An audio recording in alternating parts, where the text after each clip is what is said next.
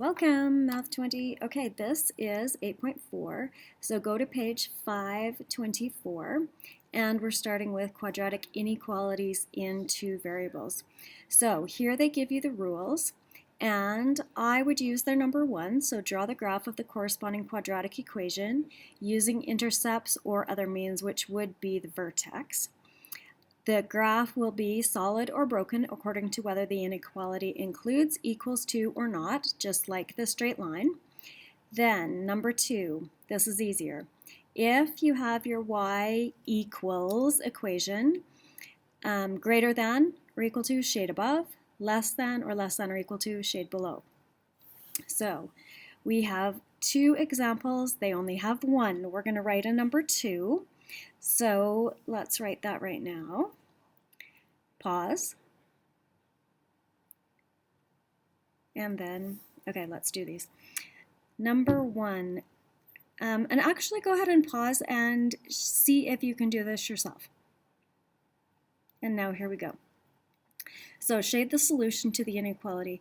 Well, y is less than, I'm going to rearrange this, negative x squared plus x minus 20. I could either complete the square and find the vertex, or this is lined up nicely for me to factor. So why don't I do that? And I'm going to factor out a minus to start with. So negative x squared minus x plus 20.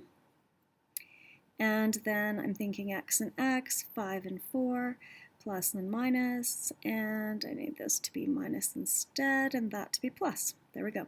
So y is less than negative x minus 5 times x plus 4.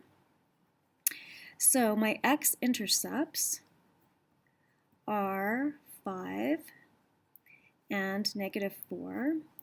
And I know my parabola is upside down. That's a reflection in the x. So good enough. Here we go. X-intercept of 5. That's going to be exactly here. And y-intercept of negative 4. Right there. And I have a parabola that's upside down. So I'm going to draw a nice parabola that's upside down. Wow, not bad. And now I'm going to read the symbol. So less than means it's less than the line. So the line is the parabola under the line, which means it will be inside my parabola.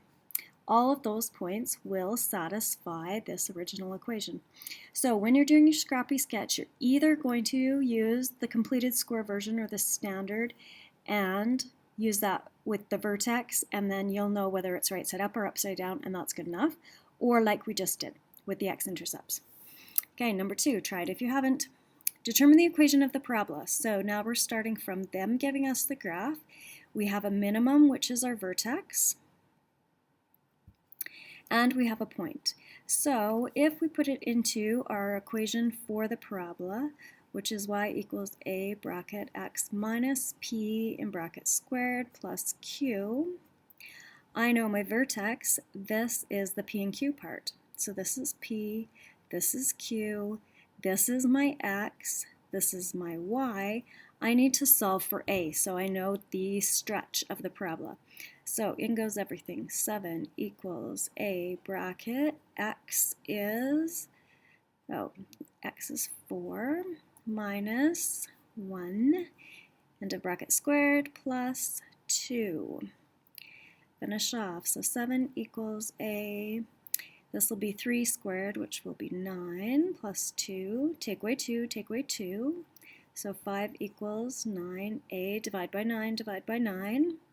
A equals 5/9. So then my equation is going to be y, and I don't want equals necessarily. I'm going to think about that in a second. So y, and then a is 5/9 x minus my vertex 1 in brackets squared plus 2. And now I'll look. So it's right side up. Yes, that's what my equation says. That's good. And I have under the line, so it'll be less. and it's a solid line, so equal. And there's my equation.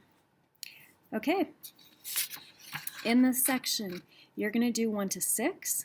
On 5A, use the standard form for your answer. So that's like this. That'll be shorter. And on 3B, it should be solid in your answers, not the dotted. So great. Okay, have a great time.